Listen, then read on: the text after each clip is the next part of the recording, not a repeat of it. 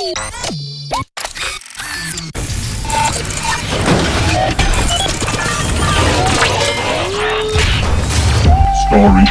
rumblings.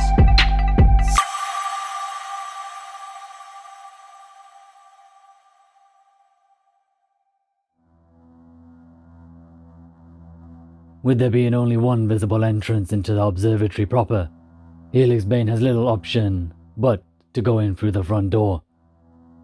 She cracks the door open slightly, and when neither the door, herself, or her mind is immediately shredded to bits, she slides inside, staying close to the ground. Inside the observatory itself, the air is thick and humid. It would be stifling, except the fact that Helix Bane finds the humidity and the damp suffusing the air a refreshing change to the usual stale, old, overused air she has been accustomed to for the past 2 years on the research vessel. In the few moments Helix Bane's eyes are adjusting to the dark in the room, her nose picks up a earthy, a mossy smell, she thinks, which is quickly explained when her eyes finish adjusting as she sees the ground around her covered in a dark greenish, rubbery moss.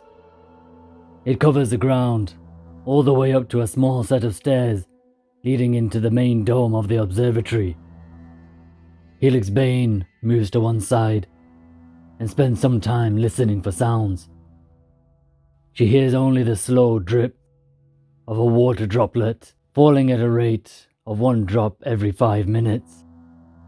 She moves cautiously towards the staircase, testing the mossy ground in front of her.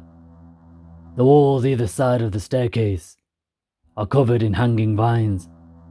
Following the length of the vine with her eyes up the wall, she notes the vines reach the top of the wall, then crawl over it and out of sight. Helix Bane traverses to the top of the stairs, then listens once more. Still only hearing the water drop, she peers round the corner into the main dome of the observatory. Helix Bane is astonished that she doesn't see a room beyond.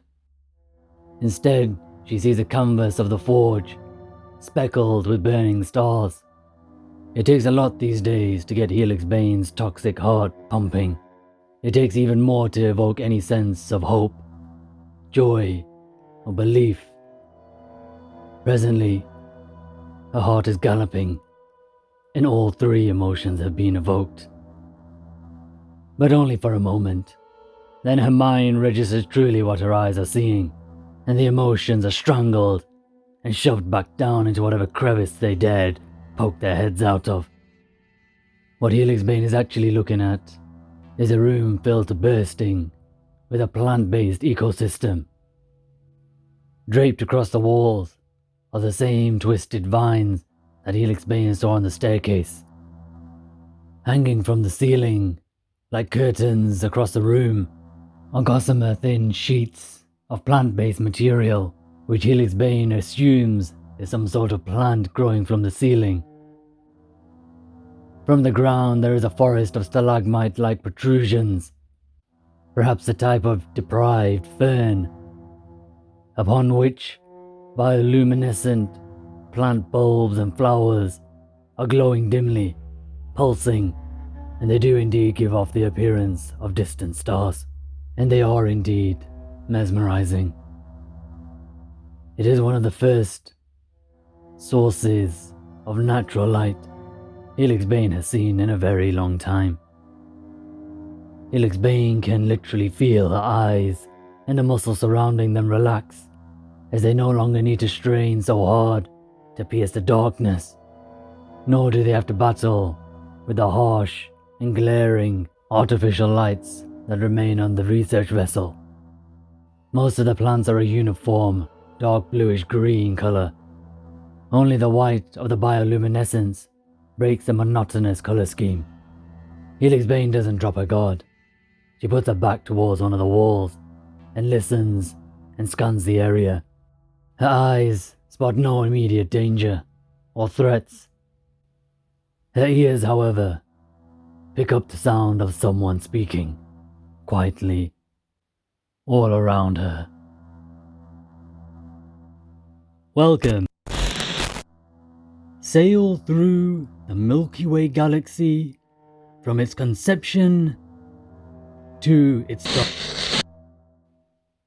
As we approach the center of the galaxy, many of you may be surprised to note the supermassive black hole present. The most widely accepted theory is the supermassive black hole spaghettified a nearby star. Now that, believe it or not, is the scientific term for the breaking down of a star, to put it simply.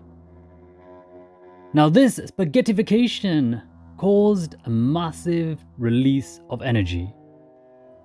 This energy went on to destabilize other nearby stars and initiated a galaxy-ending chain reaction. A chain reaction everyone will know very much about. A chain of events that saw every single star in the Milky Way galaxy wink out. And that event, ladies and gentlemen, children, is what drove us from our home. That event is what we know and call the sun plague.